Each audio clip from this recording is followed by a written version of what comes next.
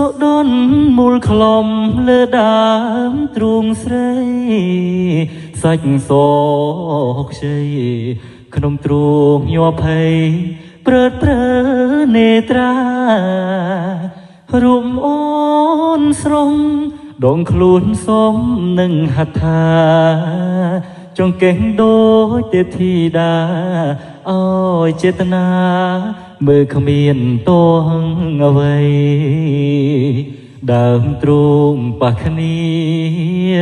ពុំងាស្រួលអោបបងកៅភ្នែកលួចបិទទាំងសងពើសឹមប្រាប់បងថាគុំចោស្រីអូនថា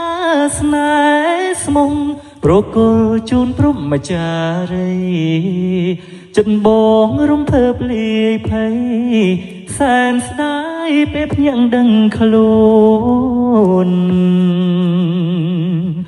យល់សព